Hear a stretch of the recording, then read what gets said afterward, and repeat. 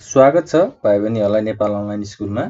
आज हामी क्लास 12 को इकोनोमिक्सको च्याप्टर 10 मा आइसकेका छौं र अब हामीले च्याप्टर 10 मा डिस्कस गर्ने टपिक के रहेको छ त बैंकिङ हैन। अब बैंकिङ भनेको के हो हैन, बैंकिङ सिस्टमको रोल्सहरू के कस्ता हुन्छन् र बैंकलाई कसरी क्लासिफाई गर्न सकिन्छ त्यो कुराहरू डिस्कस गर्छौं। सुरुमा बैंक भनेको के हो त हैन। बैंक भनेको चाहिँ अब एउटा सिस्टम हैन, एउटा फाइनेन्शियल इन्स्टिट्युसन जहाँ चाहिँ के हुन्छ त फाइनेन्शियल एक्टिभिटिजहरू पर्फर्म हुन्छ हैन। A system under which various financial institutions are engage to deal with the financial activities or banking हैन, आर बैंकिङ सिस्टम्स पनि भनेर भन्छ। बैंकलाई मात्रै डेफिनेसन दिँदाखेरि चाहिँ के भन्न सकिन्छ त, bank only as a financial institution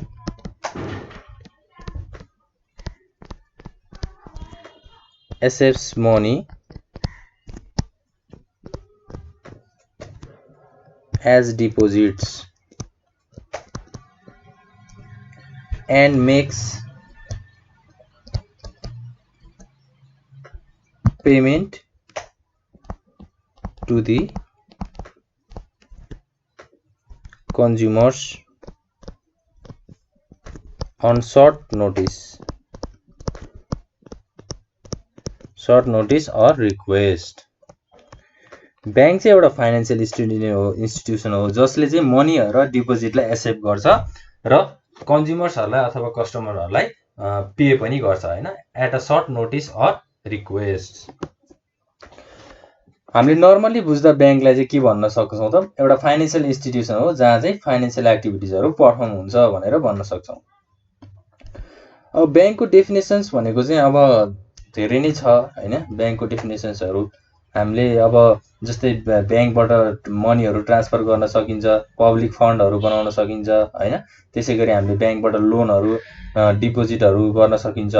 यी सबै कुराहरू एउटा बैंकिङ सिस्टमको फिचर्सहरू पनि हो हैन। अब बैंकिङ सिस्टमको रोल्सहरू के कस्ता हुन्छन् त्यसपछि अब बैंकको चाहिँ एउटा फिचर्सको कुराहरू गरौँ है त। पहिला हामी फिचर्स अफ बैंकको कुराहरू गरौँ।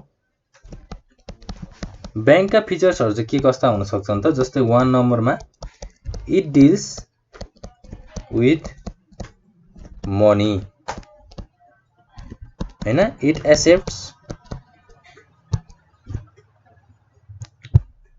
Accepts deposits and advances loans. 2 नम्बरमा it deals with credit, it has the ability to create credit. Credit भनेको हामीले नर्मली उधारो भनेर बुझ्छौं हैन। अब क्रेडिटहरुसँग पनि यसले डिल गर्छ र it has the ability to create credit. त्यसैगरी 3 नम्बरमा छ इट इज कमर्शियल इन्स्टिट्युसन,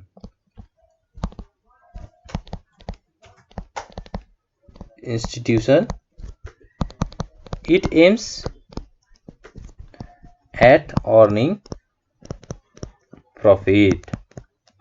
के गर्छ त, बैंक भनेको चाहिँ एउटा कमर्शियल इन्स्टिट्युसन हो जसले चाहिँ के एम राखेको हुन्छ अथवा के गोल राखेको हुन्छ त, नाफाहरू कमाउने भन्ने उसको चाहिँ एउटा मेजर रोल चाहिँ हुन्छ अथवा मेजर अब्जेक्टिभहरु चाहिँ हुन्छ है। ल अब फेरि अब हामी कुरा गर्छौं role of banking system. Banking सिस्टमका रोल्सहरु चाहिँ के कस्ता हुन सक्छन् त हैन। अब जस्तै मोबिलाइजेसन अफ सेभिङ एउटा छ, फर्स्टमा मोबिलाइजेसन अफ सेभिङ। अब सेभिङहरुलाई चाहिँ मोबिलाइज गर्ने अथवा त्यसलाई म्यानेज गर्ने भनेर भन्छ हैन। बैंकको काम चाहिँ के हो त, बैंकको मेन काम भनेको accept deposits from those who have saved money and then mobilize them in productive sectors. भनेको अब कुनै पनि कन्ज्युमरहरुसँग अथवा कुनै पनि मान्छेहरुसँग मनीहरु लिने हैन, सेभिङ गर्दिने, डिपोजिटहरुलाई एक्सेप्ट गर्ने र त्यो मनीलाई अब त्यो एक्सेप्ट गरेको डिपोजिटहरुलाई के गर्ने त, प्रोडक्टिभ सेक्टरमा लगानी गर्ने in the name of cash credit, loan, overdraft etc हैन। प्रोडक्टिभ सेक्टरहरुमा त्यसलाई लगाइदिने। जस्तै अब प्रोडक्ट सेक्टर भनेर के बुझ्न सकिन्छ त, जस्तै म्यानुफ्याक्चरिङ इन्डस्ट्रिज, टुरिज्म बिजनेस हैन, यस्तो खालको सेक्टरमा लगानी गरिदिने।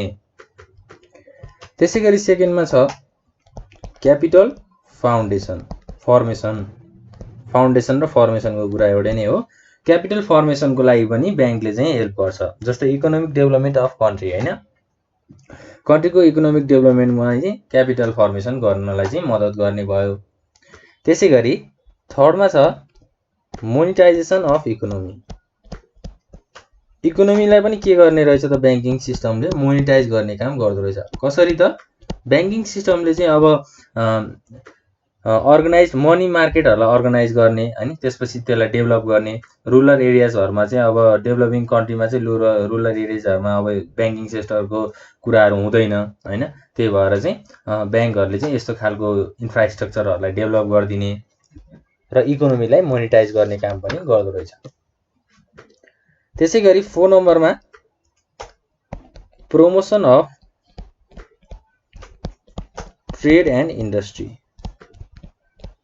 ट्रेड र इन्डस्ट्रीलाई पनि के गर्ने त, प्रमोसन गर्ने, उनीहरूलाई गाइड गर्ने, मोटिभेट गर्ने हैन। अब ब्याङ्कले त के गर्छ त, ड्राफ्टहरू इस्यु गर्छ, ब्याङ्क चेकहरू इस्यु गर्छ हैन, बिल अफ एक्सचेन्जको कुराहरू इस्यु गर्छ।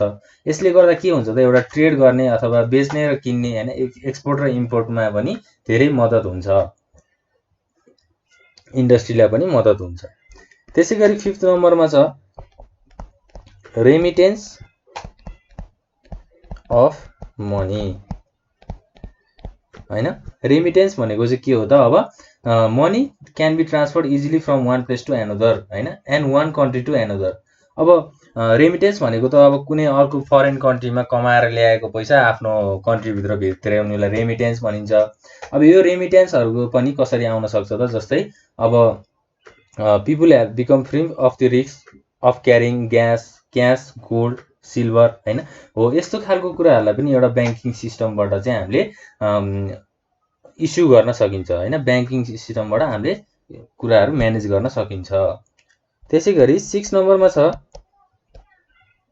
Creation of employment opportunities. Employment opportunities भनेको रोजगारीहरू दिने। जस्तै ब्याङ्किङ सेक्टर अब इस्ट्याब्लिस भइसकेपछि नयाँ ब्रान्चहरू इस्ट्याब्लिस हुन्छ। त्यो नयाँ ब्रान्चमा चाहिँ अब उनीहरूले स्किल म्यान पावरहरूलाई अथवा नलेजेबल मान्छेहरूलाई चाहिँ राख्नुपर्छ हैन। त्यसपछि ब्याङ्कले अब आफ्नो एउटा इन्भेस्टमेन्ट सेक्टरहरू बनाउँछ, त्यहाँ पनि अब मान्छेहरू राख्नु पर्यो, काम गर्ने मान्छेहरूलाई काम गर्न दिनु पर्यो। एउटा इम्प्लोइमेन्ट अपर्च्युनिटी पनि ब्याङ्किङ सेक्टरले चाहिँ क्रिएसन गर्छ। यी कुराहरू चाहिँ हाम्रो के भयो त, role of banking systems, banking सिस्टमका रोल्सहरू। अब क्लासिफिकेसन अफ ब्याङ्कको कुराहरू गरौँ। क्लासिफिकेसन अफ ब्याङ्क, ब्याङ्कलाई कसरी क्लासिफाई गर्न सकिन्छ त, जस्तै फर्स्ट नम्बरमा छ सेन्ट्रल ब्याङ्क। सेन्ट्रल ब्याङ्क भनेको चाहिँ हैन ब्याङ्कर्स अफ द ब्याङ्क भनेको फादर अफ ब्याङ्क पनि भन्न सकिन्छ। जस्तै हाम्रो नेपालको कन्टेक्स्टमा सेन्ट्रल ब्याङ्क भनेर कसलाई भनिन्छ त, नेपाल राष्ट्र ब्याङ्कलाई भनिन्छ नि हैन। अब अरू यो जुनसुकै ब्याङ्कहरू छ त्यो ब्याङ्कहरूलाई चाहिँ नेपाल राष्ट्र ब्याङ्कले चाहिँ एउटा पर्मिसन इस्यु गरेको हुन्छ, नेपाल राष्ट्र ब्याङ्कको अन्डरमा चाहिँ कामहरू भइरहेको हुन्छ, जसलाई हामीले सेन्ट्रल ब्याङ्क भनेर पनि भन्छौँ हैन। सेन्ट्रल ब्याङ्कको धेरै फिचर्सहरू छ, धेरै विशेषताहरू छ। सेन्ट्रल ब्याङ्कले चाहिँ अब मनीहरूलाई इस्यु गर्ने, नयाँ मनीहरूलाई इन्ट्रोड्युस गर्ने काम पनि गर्छ। त्यसैगरी सेकेन्ड नम्बरमा छ कमर्सियल ब्याङ्क।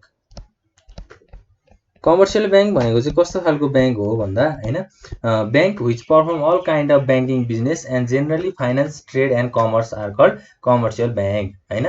सबै ब्याङ्किङ बिजनेसहरूको कामहरू गर्ने, त्यसपछि फाइनेन्सियल ट्रेडको कामहरू गर्ने, कमर्सको कामहरू गर्ने ब्याङ्कलाई कमर्सियल ब्याङ्क भनेर भनिदो रहेछ हैन। कमर्सियल ब्याङ्कको मेन अब्जेक्टिभ भनेको चाहिँ प्रफिट कमाउने हुन्छ हैन, नाफाहरू कसरी कमाउने भन्ने उनीहरूको मेन मोटिभ हुन्छ। कमर्सियल ब्याङ्कमा चाहिँ अब नेपाल ब्याङ्क लिमिटेड हैन, Nepal bank limited was the first commercial bank of Nepal. नेपालको पहिलो ब्याङ्कलाई हामीले नेपाल ब्याङ्क लिमिटेड भन्छौँ र यो चाहिँ कहिले इस्ट्याब्लिस भएको थियो त, 1994 विक्रम सम्वतमा चाहिँ इस्ट्याब्लिस भएको थियो। अब अहिले प्रेजेन्ट कन्टेक्स्टमा चाहिँ हाम्रो कमर्सियल ब्याङ्कको हाम्रो नेपालमा कतिवटा कमर्सियल ब्याङ्क पाइन्छ त, 28 वटा चाहिँ कमर्सियल ब्याङ्कहरू पाइन्छ। यो भयो कमर्सियल ब्याङ्कको कुरा। त्यसै गरी थर्ड नम्बरमा जाउँ, इन्डस्ट्रियल ब्याङ्क। अब इन्डस्ट्रियल ब्याङ्क भनेर के बुझिन्छ त हैन? Financial institution which is established to meet the medium term and long term financial needs of the industry. कुनै पनि म्यानुफ्याक्चरिङ इन्डस्ट्री, कुनै पनि फ्याक्ट्रिजहरुको फाइनेन्शियल टर्महरुलाई चाहिँ फाइनेन्शियल निडहरुलाई समाधान गर्ने हैन, फाइनेन्शियल निडलाई चाहिँ एउटा माध्यम प्रोभाइड गर्ने ब्याङ्कलाई हामीले इन्डस्ट्रियल ब्याङ्क भनेर भन्छौँ। जस्तै अब एनआइडिसी भनेको के हो त? नेपाल इन्डस्ट्रियल डेभलपमेन्ट कर्पोरेसन हैन। नेपाल इन्डस्ट्रियल डेभलपमेन्ट कर्पोरेसनले को अन्तर्गतमा चाहिँ इन्डस्ट्रियल ब्याङ्कहरूले चाहिँ कामहरू गरिरहेको हुन्छन्।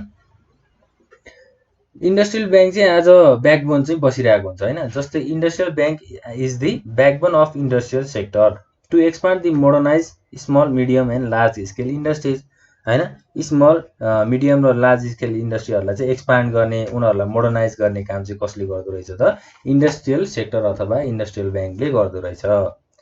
त्यसै गरी 4 नम्बरमा जाउँ, एग्रिकल्चर ब्याङ्क। Agricultural bank. अब एग्रिकल्चरल ब्याङ्कमा चाहिँ के हुन्छ त? ब्याङ्क कस्तो खालको ब्याङ्क हो त यो?